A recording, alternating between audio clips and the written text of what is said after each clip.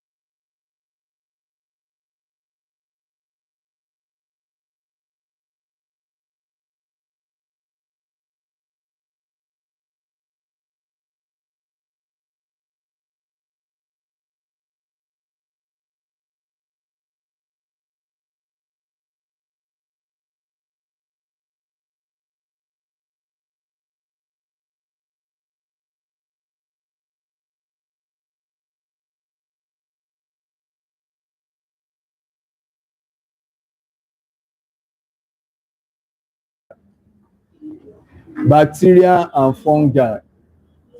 So those are your decomposers.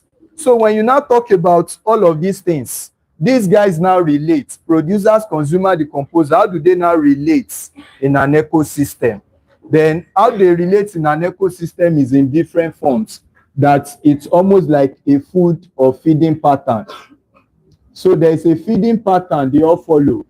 And that feeding pattern is divided into two. The first one being the food chain, right? So you know what food chain is. Food chain is defined as the linear feeding relationship between organisms in an ecosystem, from where you transfer energy and nutrients. So food chain is a what? Number one, linear feeding relationship. Linear feeding relationship.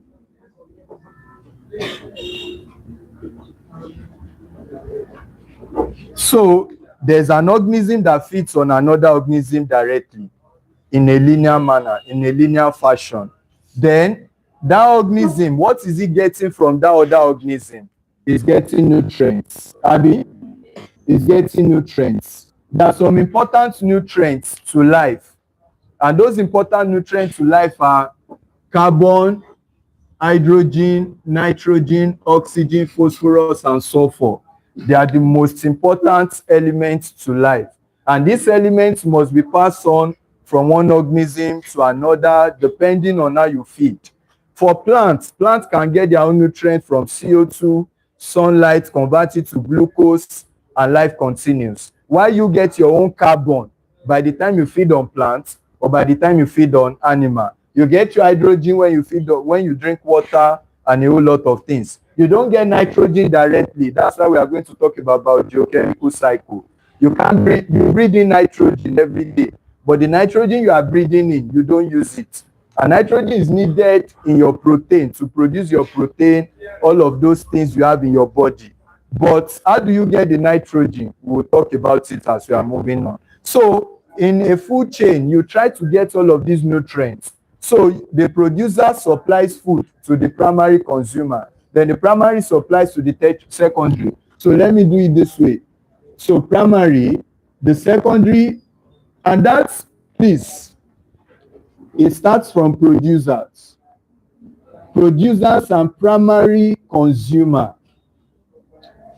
Then the primary consumer is fed upon by secondary consumer. Then secondary consumer can be fed upon by tertiary consumer. Then that can now be fed upon by decomposers. Oftentimes, it's not always more than 4 or 5 because of the way energy is transferred. So at the end of the day, when you get nutrients, your nutrients will be made use of in different forms. Then you derive energy. So that's the purpose of food chain. You get food from one organism, that organism transfer food to another organism, and because you have eaten, then you have energy. You can do a whole lot of things you want to do. And this is how the food chain happens. It's a linear fashion. Do you get that? So example of food chain. We now have 2 types of food chain. Let me put it this way. The first type of food chain, we have what we call grazing food chain. Grazing food chain. Your grazing food chain, the difference between grazing and the other one is called detritivous food chain. Now, grazing food chain, from the word graze, you take cow to the field. They continue to feed on grasses. That's what we call grazing. Is that taken? So, grazing food chain is a food chain that always starts with plants. So, food chain that usually starts with plants is what we call what? Grazing food chain starts with plants. But that starts with dead decaying organisms.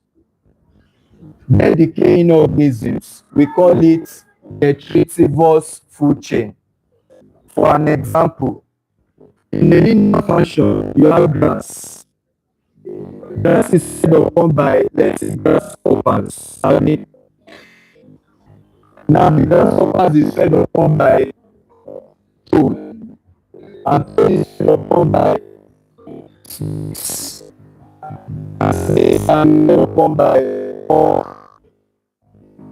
Now, at the end of this type of food chain, what does it start with? Grass. And this type of food chain can be an example of terrestrial food chain because it's involving land environment. But you can also have aquatic, you can have aquatic food chain. When I'm going to phytoplanktton, the phytoplankton can be either diatom or they are no flagellates. Then this phytoplankton is fed upon by an animal, small animals in the water, and those ones are called zooplankton. So it is fed upon by zooplankton. Then this zooplankton, all these small animals can be fed upon by small fishes, and which can be fed upon by big fishes, or let me just say shark, to end it off.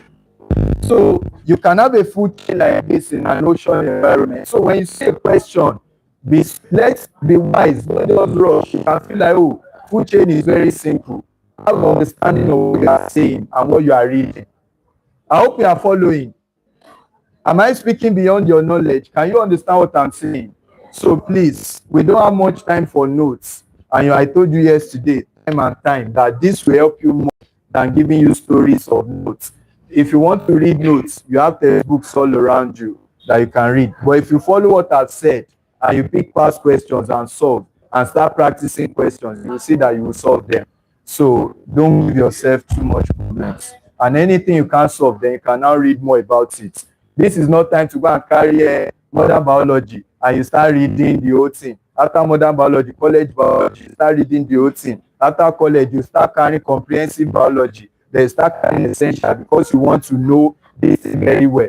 You have 2 months, and 2 months can be enough. So best you can do now is to get all of this information that we are passing right and pick your past questions and be solving. Past questions will give you confidence. Don't go and depend on the past questions for your exam and say, let me just, you need to practice questions so that you build confidence that, okay, when you get to exam more. One thing I've always believed is that if I have a single topic and I can solve over 500 questions on that same topic, there's no question they want to give me in the exam that I cannot solve. It's as simple as that. And your first question might maybe 50, maybe 20. Practice them, and after that, look for more questions. Just be solving until you are perfect. And you can never really be perfect, but you keep trying time to time, and you will see that you will do better. So it's not about I've read the old textbooks in the old world. Be wise in your learning.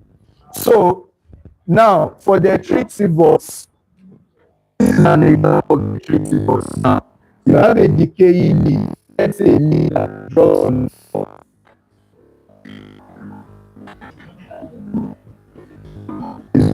Is this the stories?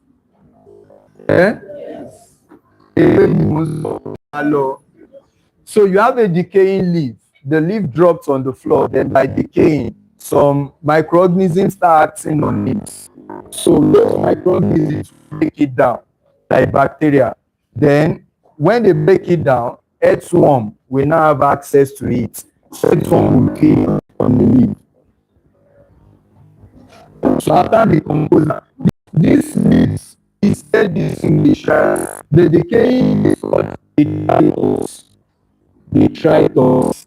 The organism that feeds on the leaf is called detritivores. So that one is out there. You know, a lot of things cannot feed on earthworm. Fishes, birds, and your frog, your toad, a whole lot of things. So from there,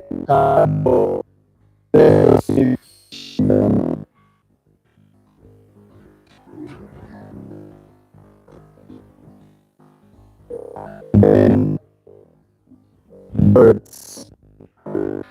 So the major difference between these two types is that one starts with what? A dead decaying substance, while the other starts with what? A green plant. Is that taken? That's the difference. So let's move on from there. Now, there's a bit of problem with food chain. If I cut anything out of this chain, there might be a problem. Let's say I remove toad. Snakes does not necessarily feed on grasshopper. When you see power grasshopper. Although the grasshopper might not be enough. You remember the lion lost on grass? It's not normal, but a bit of lion. So now there's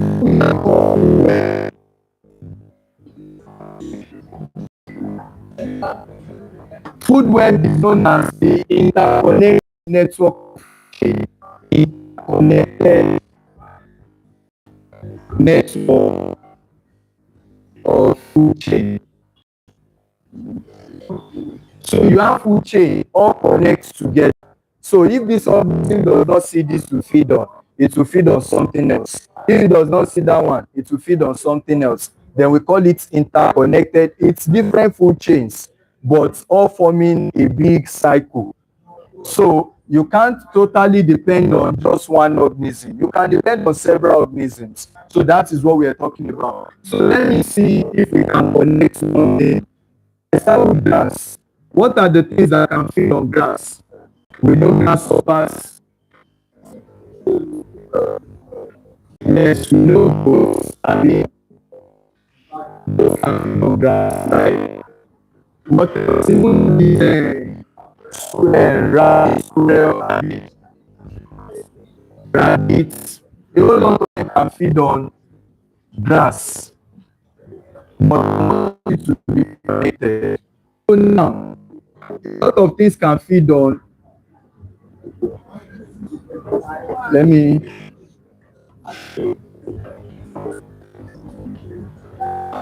just make it simple. Let's say lion. Let's say lion. Well, okay.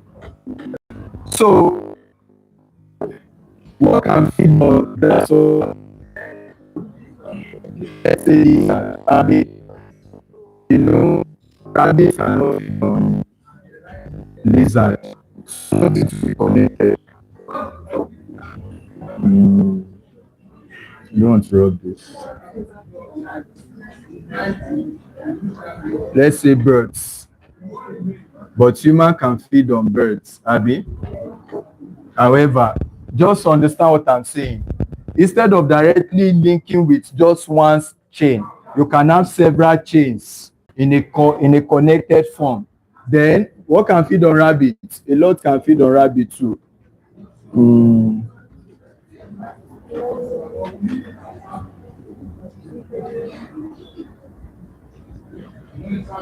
So for now, you can help me check for example later.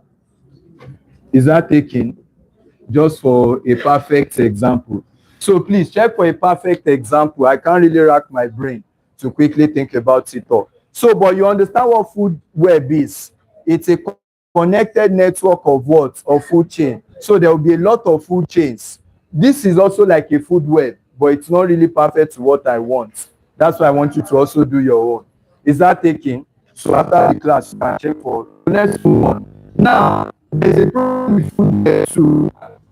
If you cause a part of the food web, it might cause a drastic problem. It might make some of those species to go into extinction. Let's imagine that. That's why I needed a perfect example. Let's imagine there are several organisms that depend on grasshopper, and grasshopper is now removed from this group. Then all of the organisms that depended on grasshopper will totally now be dependent. Imagine what I'm saying. Let's say the organisms that depend on grasshopper. Those organisms can either feed on grasshopper, they can feed on rabbits, they can feed on goats. But let's say and all of them will focus on goats and rabbits. That means with time they can kill all the goats. And every organism will now focus on rabbits. And at the end of the day, everything will go into extinction. So that's one of the major problems with food web, because you can depend on this, depend on this. And one funniest thing is that people will pick the one that suits them the most, or the ones that they feel. Some of you, there is a particular food you prefer now, and you can depend on that food. So the ones that should be around you should actually be like an omnivore. So if you're arranging them, it should be like a producer, primary consumer, omnivore, and carnivore in the food web. So please check for the example. Please help me with that.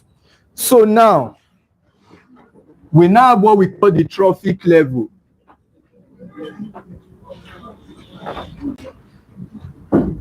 So instead of representing all of these things on a straight chain, then we have to represent them in a pyramid structure. So each level is represented by a single pyramid.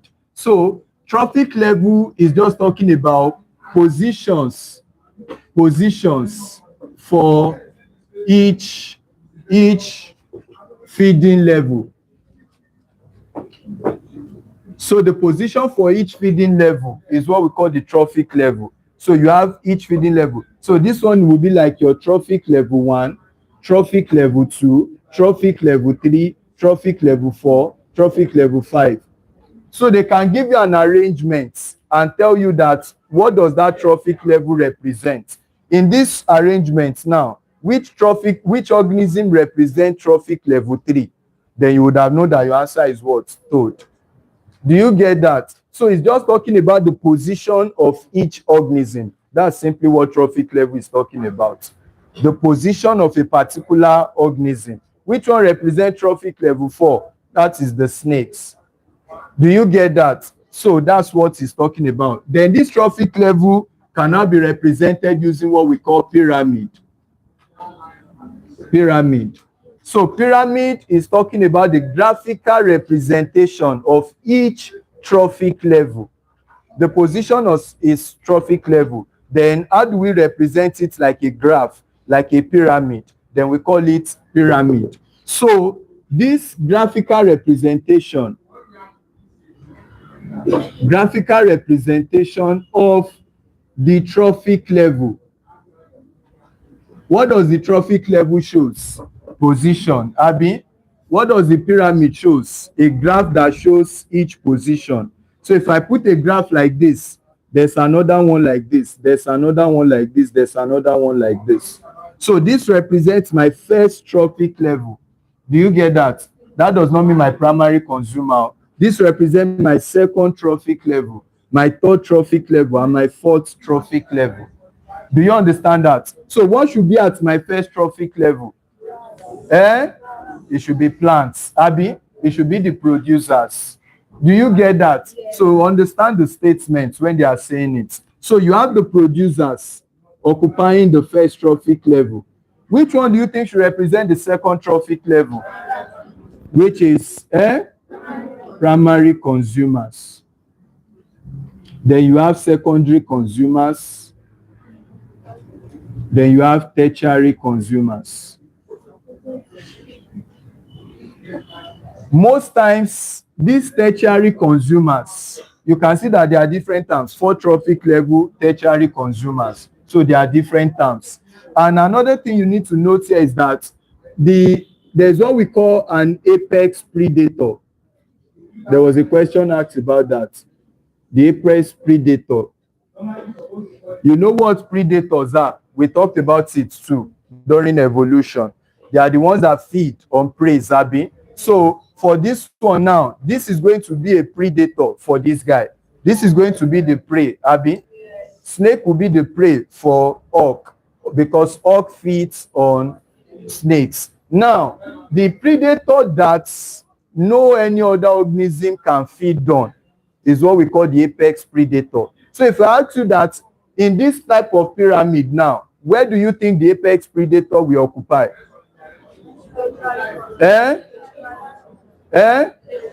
Tertiary consumer, what position?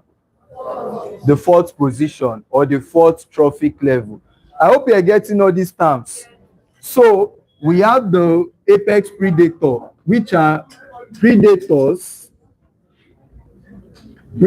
not fed on by consumers. So they can give you any form of pyramid or trophic level. Then you should know what each term is talking about. Can I move on? So now this pyramid that we have drawn here, why are we representing it this way? It's just a mathematical representation. So it gives us different types. I said it that when you're having food chain, there's supply of nutrients. There are some organisms involved and there's energy. So this pyramid now wants to represent all of these things. in a graph. And that's why we have different types of pyramids. So can I move on now? Are you through with the board? I want to rub it.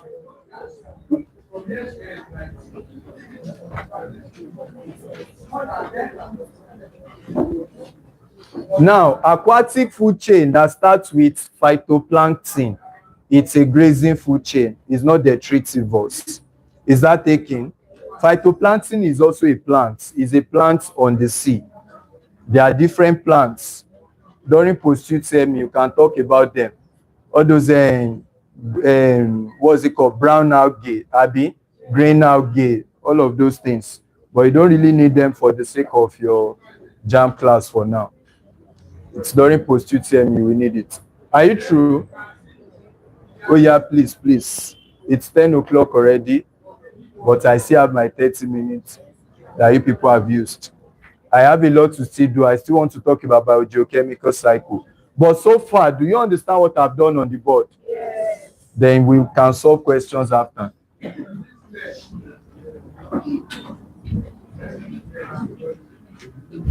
JAMB is not about stories.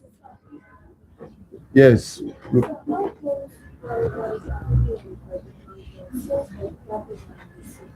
Zooplanktons are also animals in the sea. They are like all these crabs, all these small animals in the sea.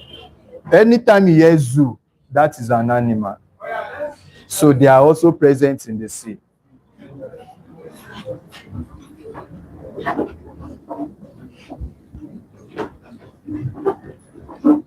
So let's quickly look at the pyramids and compare them so that we can now look at the biogeochemical cycle and end our stories.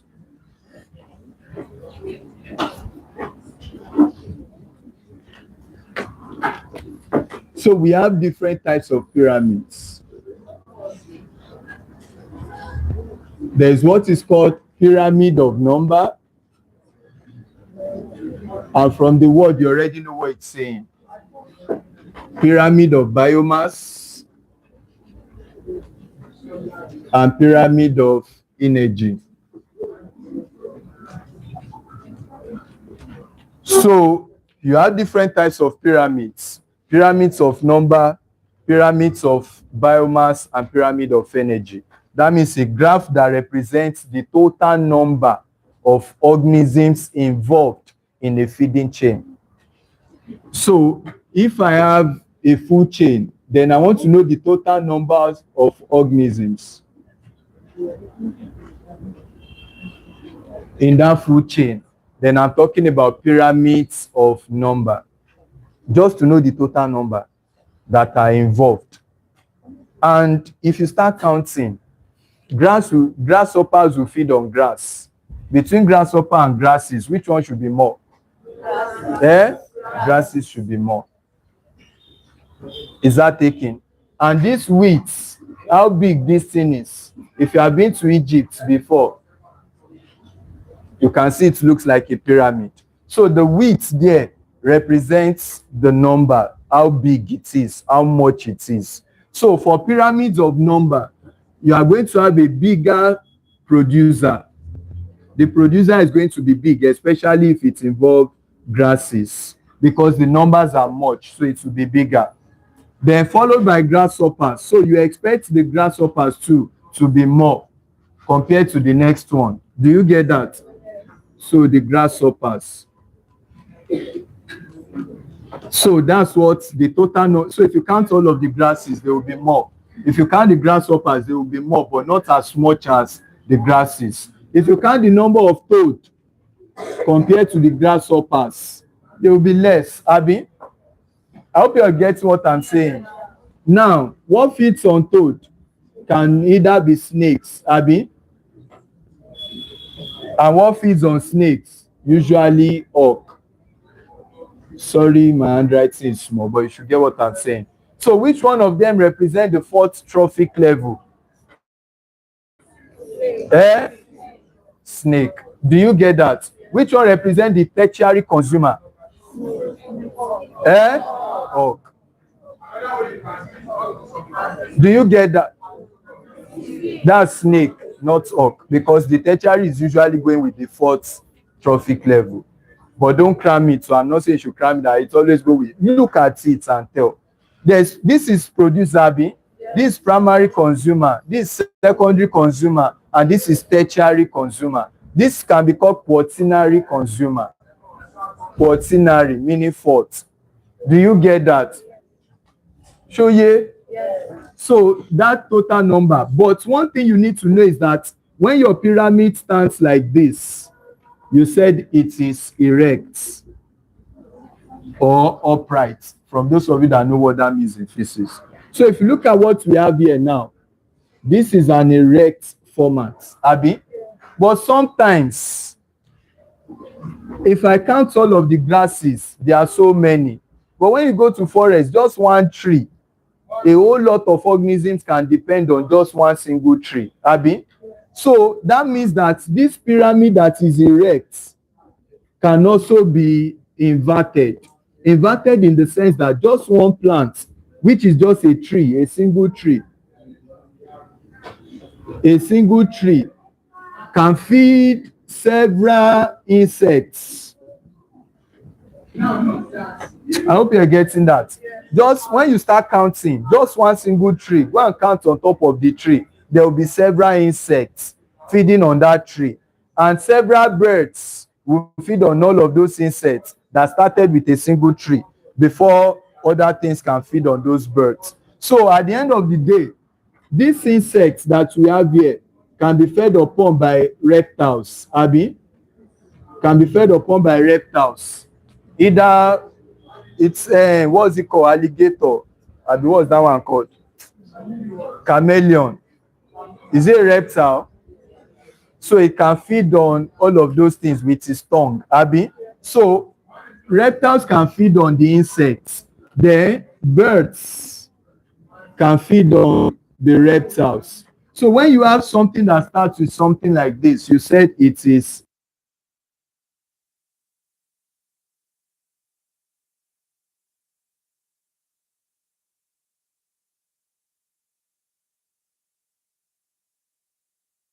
the bigger this guy is, then the more the words, the more the numbers.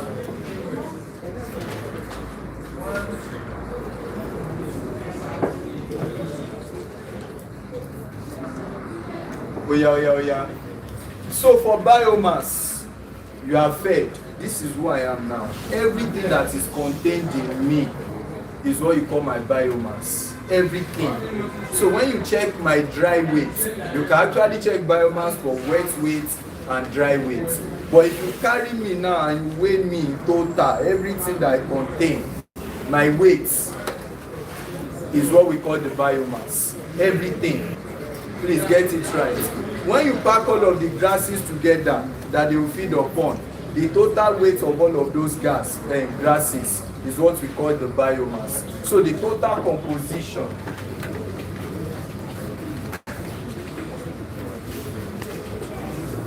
or weights for a given organism or for a given area, they just take all of the organisms in a particular area.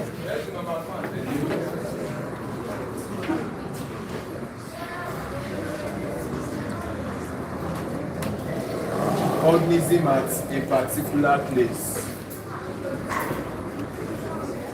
Then we call it the biomass. So you carry all of the grasses that a cow will feed on and you weigh everything. Then when you remove all of the water from such organisms, because water makes a lot of your body, and because of that water you can't really tell your true weight. So most times they get the dry weight. So if you want to know biomass in an organism, you can either get the true weight, the wet weight, or the dry weight. And this wet weight or dry weight tells you about the growth of the organism. Now, the dry weight is the true measure of your biomass. So the true measure of growth is using the dry weight. That is the true measure. So the true measure of, oh, you contain a lot of things, you are growing very well. then that is when they measure your dry weight. And there is nothing to measure in that. So another thing is for energy. Sorry. And note something, please. One thing about biomass is that it too, I already said number. For number, it can either be erect or what? Same thing for biomass. Biomass can also be erect or inverted. So finally, energy. Pyramid of energy is just showing the energy transfer in the food chain. So it's talking about the energy transfer. So the energy transfer in the food chain. So energy that moves from one organism to another organism to another organism in the food chain.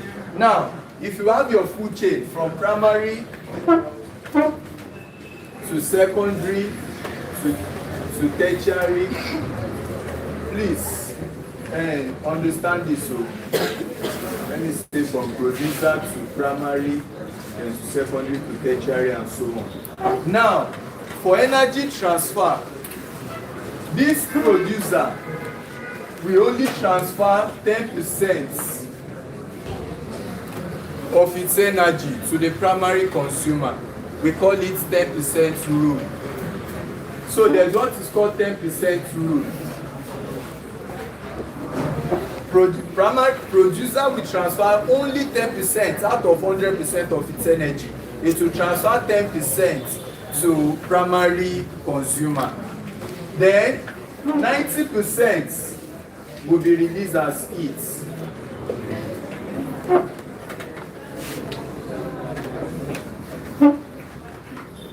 I can rub this part so I can write to us.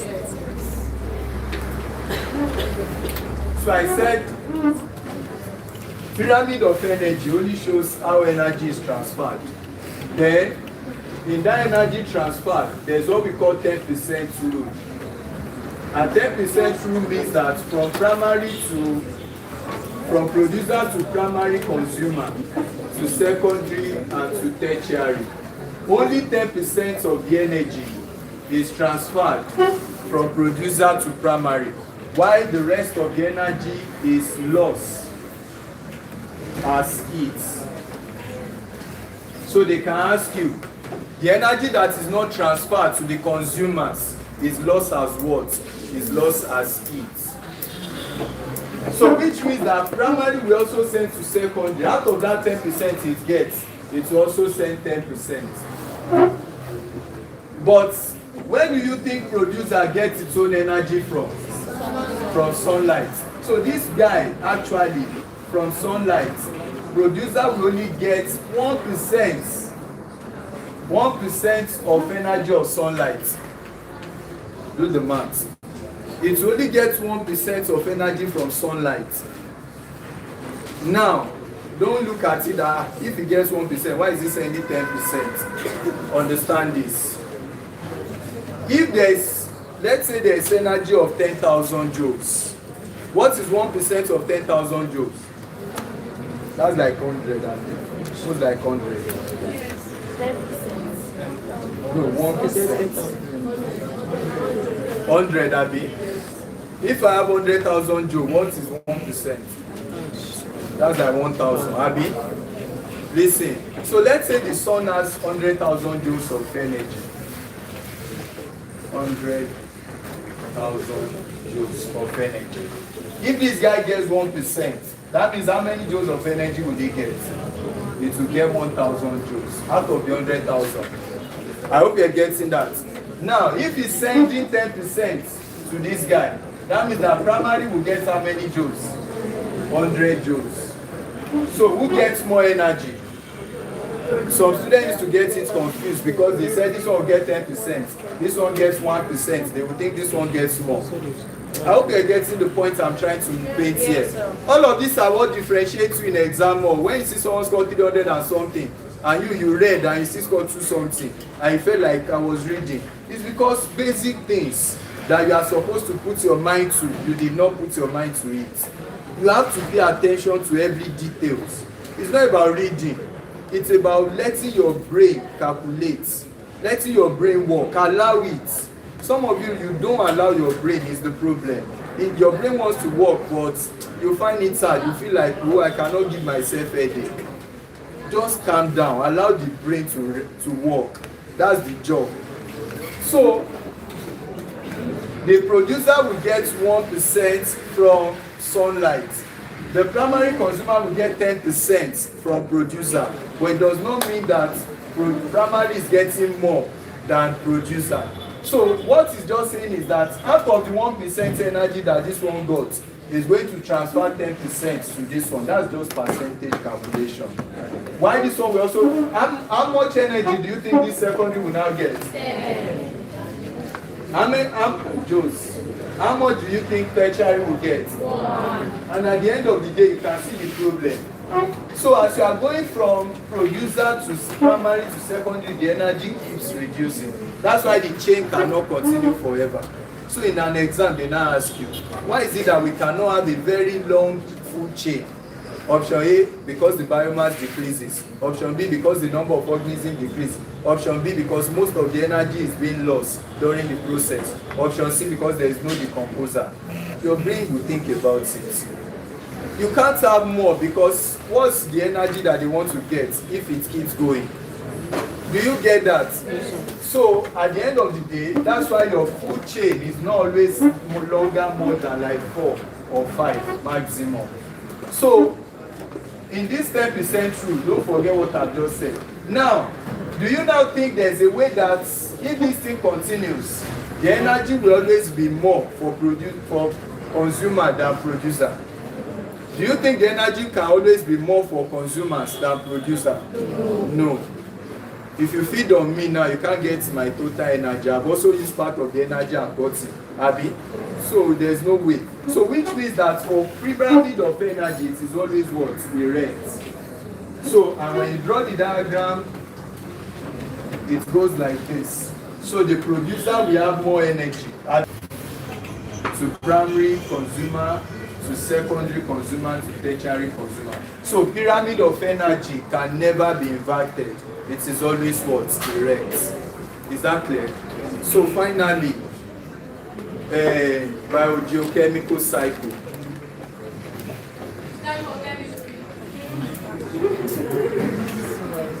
Can I rub the board, please? It's time for chemistry.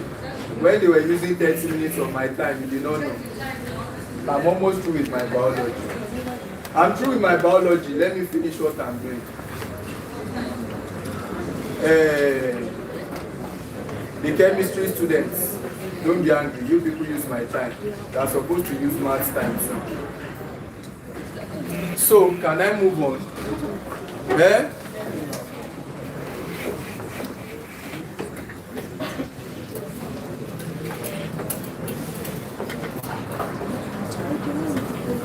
So, in biogeochemical cycle,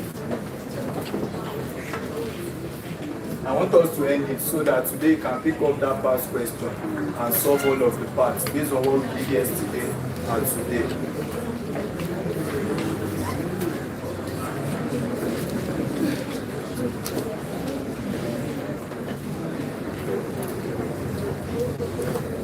So for biogeochemical cycle, from the word bio, life. Bio comes from biotic. Geo comes from earth. Chemical comes from nutrients. So earth can also invariably mean abiotic.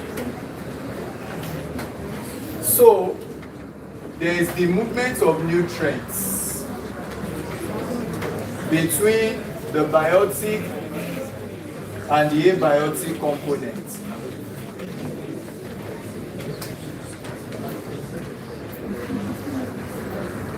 Nutrient to this, then it returns it. I don't know how to put that. This nutrient is being circulated between the heads and the living organisms. Many of you now, You brought in oxygen this morning. Plants fed on CO2. Then the plants release the CO2 through respiration. You feed on the plants, you also release CO2 through respiration. But the CO2 is present in the atmosphere. Abiotic. Now, you breathe in CO2, you that you are living. And at the end of the day, you release that CO2 back to the atmosphere. So there's that cycle that continues. So the most important nutrients we have, like I said, remember this schnapps: carbon, hydrogen, nitrogen, oxygen, phosphorus, sulfur. These are essential to life. Now, these four can go through cycle, and these two. But how do you get carbon from the atmosphere into the body? Then we have what we call the carbon cycle. In the carbon cycle, plants we take from the atmosphere CO2. Abi? We take CO2 from the atmosphere, and that process is known as what? It's known as what? When plants make use of CO2 from the atmosphere.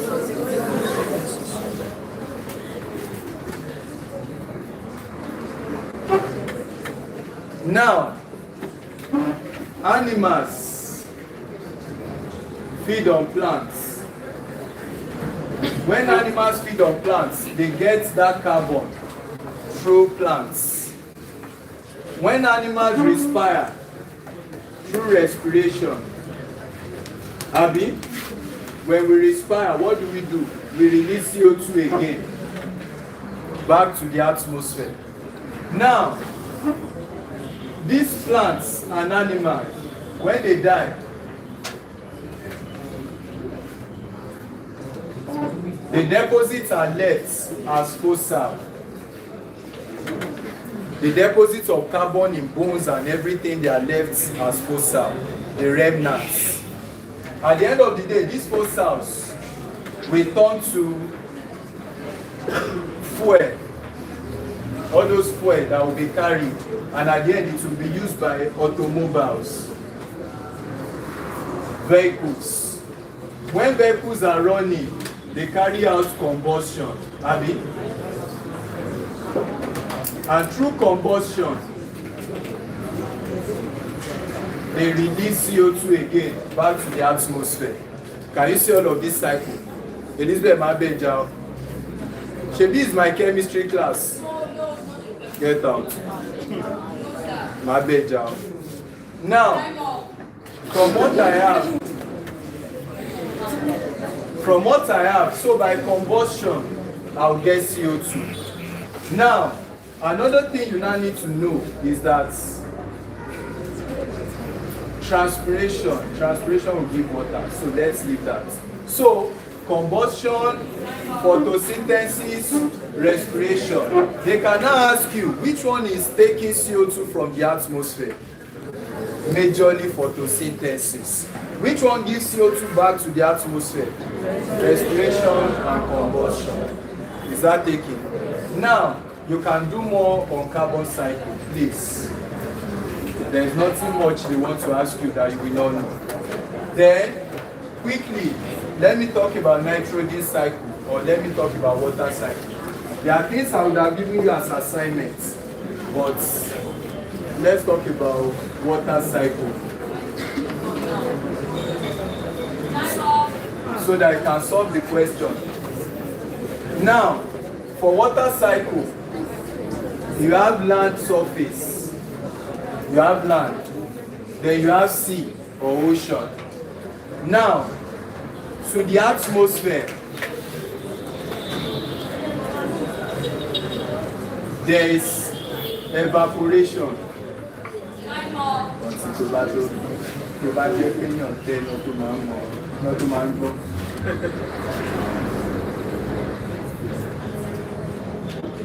Now, from land, when the day is hot, water vaporizes and the water goes into the atmosphere as water vapor.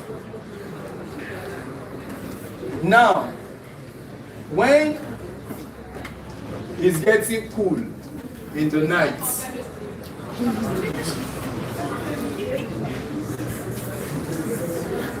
water condenses. They all come together.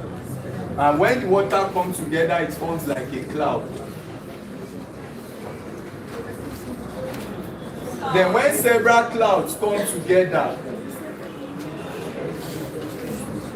and they start dropping as rain, we call that precipitation.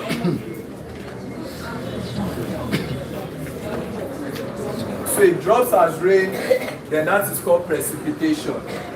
And at the end of the day, the rain falls on the ground again. Then when it falls on the ground, let's say it falls directly into the sea. And from the sea, it streams as runoffs into the land. So the land sucks the water up. So water can go by evaporation, can come back by precipitation. And if you now have a plant that has taken water from the plant, from the roots, or animals that have also drank water,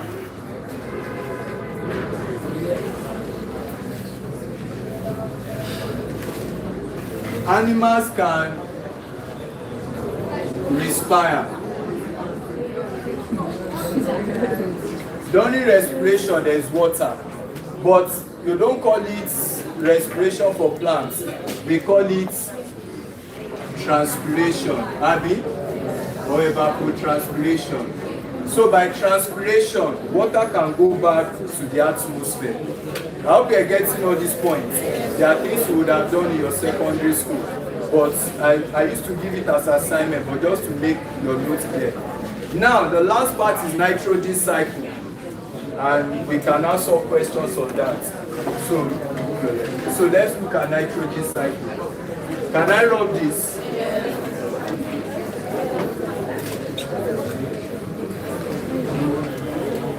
So nitrogen cycle is where they ask you most of your questions. And let's quickly understand nitrogen cycle.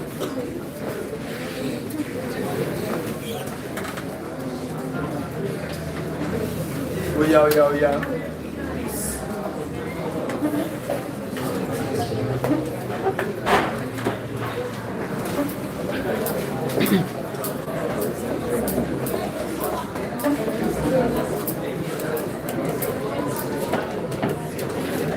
Can I rub that part? Yes.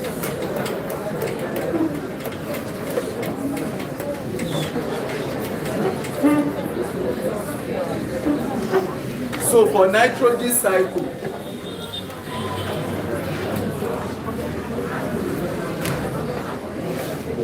you have nitrogen in the atmosphere.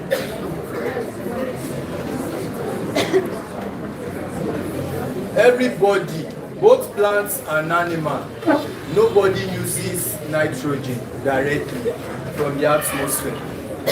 And it's because of the bonds. If you do chemistry, nitrogen has triple bonds in between.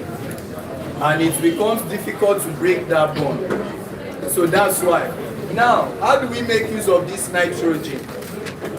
When it rains and thunder strikes, lightning can spread it well. Lightning, thunder can help to fix nitrogen in the soil.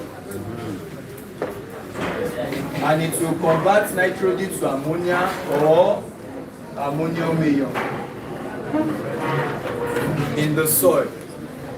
Now, another thing that can help to convert nitrogen to ammonia or ammonium ion is an organism called rhizobium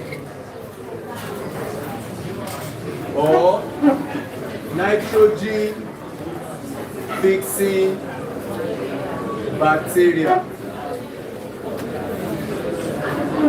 Please, some terms can sound confusing here. Please, pay attention. Listen to it carefully so that you don't make mistakes in exam. Now, nitrogen fixing bacteria can also help to convert atmospheric nitrogen to ammonia or ammonium ion. Now, plants can directly feed on this ammonia. Process by which plants directly feeds on ammonia is called assimilation. Assimilation. Ammonia can be poisonous, so plants does not really like the ammonia. But and remember, in plants now, this ammonia will be converted to protein. An animal can feed on the plants to get its own nitrogen. But since plants cannot directly feed on that ammonia because it's poisonous to some extent, the ammonia will be converted to nitrites. The microorganisms that will convert ammonia to nitrite, some of you are not looking, or you will do your own later. Now, converting ammonia to nitrites, the microorganism is called nitrosomonas. Then this ammonia converted to nitrites will now be converted to nitrates.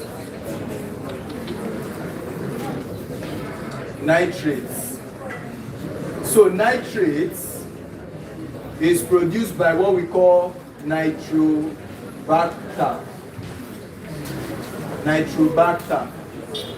Is that taken? So you have ammonia converted to nitrites, nitrites converted to nitrates. Then this nitrates is now fed upon by plants, which is not that poisonous. Now, you remember animal can still feed. When animal, what is it called? Plants feed, we call it assimilation.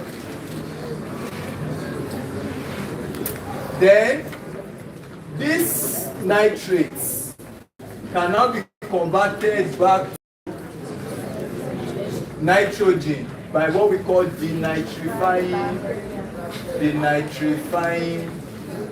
bacteria.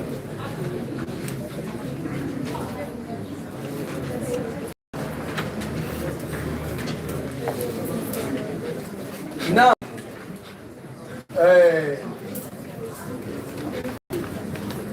there's one that involves amplification.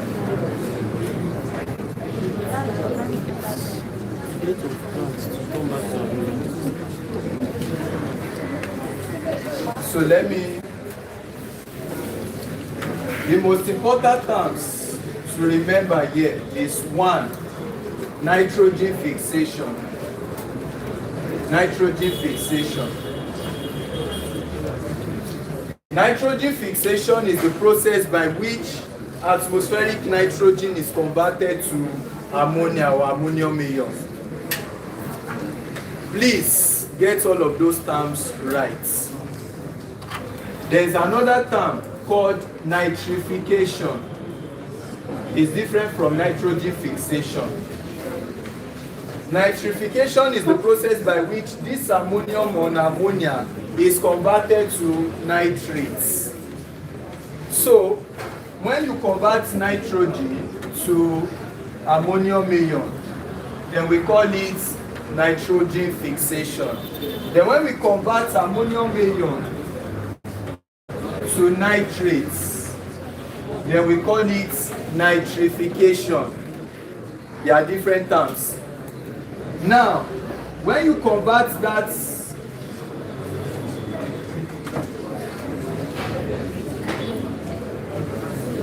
the nitrification. So when you convert nitrates back to atmospheric nitrogen, then we call it the nitrification. Then when we convert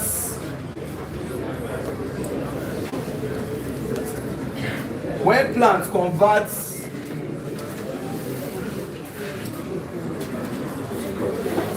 all these nitrates or ammonium to use in building proteins and everything that nitrogen can be used for, then we call it assimilation when they make use of it. But there's another process called ammonification.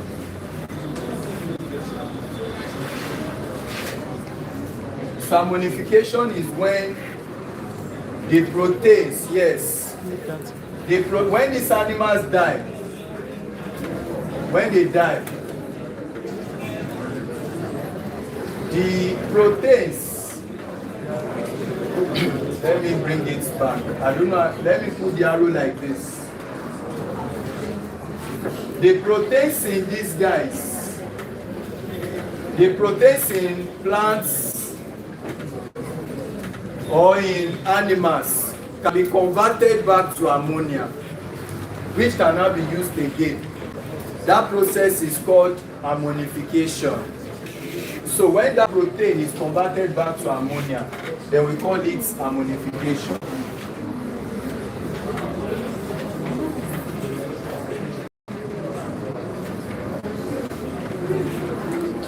Then carried out by bacteria known as putrefying bacteria. Putrefying bacteria. And that settles nitrogen cycle. Please, is that taking?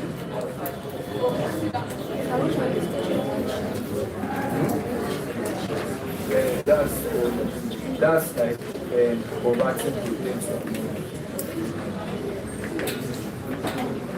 So ammonia is poisonous, and these poisonous gases can be released.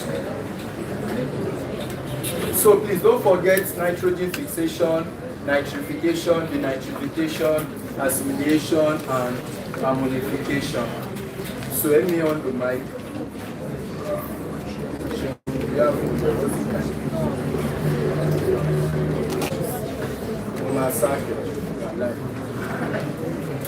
Kò máa bá mi sọ̀rọ̀ pé kí n kúrò class.